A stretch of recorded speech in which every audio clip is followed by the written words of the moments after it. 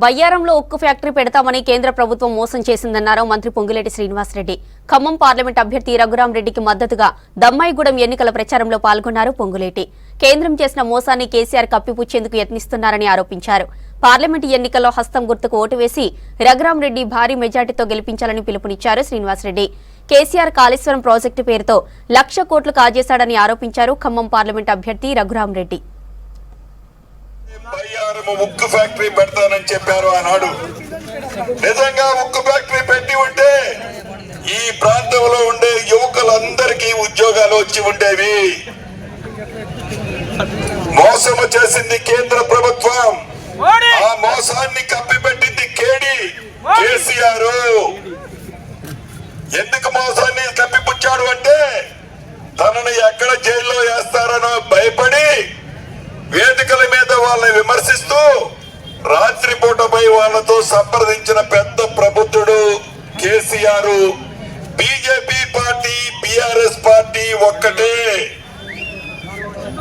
దానికి నిదర్శనం నిన్న లేక మొన్న ఖమ్మం నడిబొట్టు మయూరు సెంటర్ లో మాజీ ముఖ్యమంత్రి గారు ఒక మాట చెప్పాడు. మీరు నామా నాగేశ్వరరావుని గెలిపించినట్లయితే కేంద్రంలో మంత్రిని చేస్తారన్నాడు. తానుకు లేదు గాని వేరే వాళ్ళకి పంచుతారట. అది మాజీ ముఖ్యమంత్రి భాష. ఒక్క సీటు కూడా గెలవలేని నువ్వు, ఒక్క ఎంపీని కూడా గెలవలేని నువ్వు నీ నామా నాగేశ్వరరావుని గెలిపిస్తే కేంద్రంలో మంత్రి ఎవరితో కలిసి చేస్తావో ఈ వేదిక ద్వారా వారిని అడుగుతున్నా. అంటే బీజేపీతో నువ్వు పొత్తున్నట్లే కదా, బీజేపీతో నువ్వు మమేకమైనట్లే కదా. కాబట్టి దీన్ని గమనించాల్సిన అవసరం ఉంది. ఇంకొక విషయం చెప్తున్నాడు మోదీ గారు.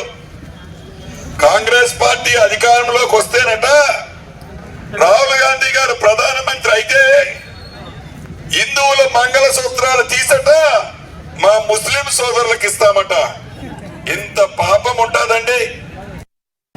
ఆడపడుచులకు ఆడబిడ్డలకు ఉచితంగా బస్ ప్రయాణం వస్తుందా లేదా? అదే విధంగా ఎలక్ట్రిసిటీ కరెంటు 200 యూనిట్స్ ఉచితంగా ఇస్తున్నారా లేరా? అదే విధంగా గ్యాస్ సిలిండర్ 500 రూపాయలు ఇస్తున్నారా? అదే విధంగా రేవంత్ రెడ్డి గారు మన ముఖ్యమంత్రి గారు చెప్పారు, ఎలక్షన్ కోడ్ పోగానే 2 లక్షల రూపాయల రుణమాఫీ కూడా చేస్తా అని చెప్పారు. ఎలక్షన్ కోడ్ పోగానే కొంత బీఆర్ఎస్ ప్రభుత్వం గురించి మాట్లాడుకుందాము. వాళ్ళు 10 ఏళ్ల పరిపాలనలో ఏమి చేశారండి చెప్తాను. ఉద్యోగాలు అన్నారు, ఉద్యోగాలు ఇవ్వలేదు.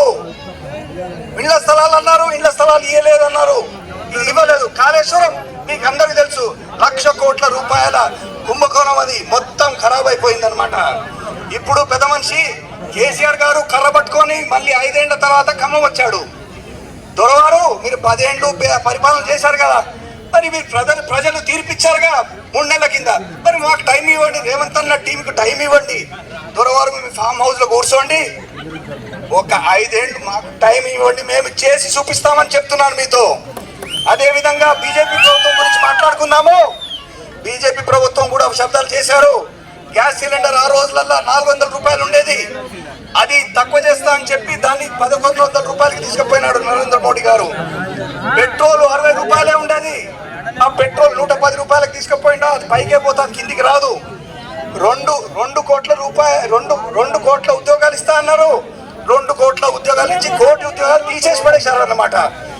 అదే ప్రభుత్వ సంస్థలన్నీ కంపెనీలన్నీ తీసి అదాని రిలయన్స్ కంపెనీలకు అమ్మేశారు, దాంతో ఉద్యోగాలు పోయినారుగా. ఇంకో విషయం చెప్తున్నాను, ఈ మధ్యన నరేంద్ర మోడీ గారు రామాలయము, రాముడు, అయోధ్య అని మాట్లాడుతున్నాడు. మరి రాముల వారు మనకు లేరా, మీకు లేరా అండి? శ్రీరామనవమి మీరు చేసుకోరా? అందుకొరకే కారు టైర్లు పోయినాయి, కారును వదిలిపెట్టండి.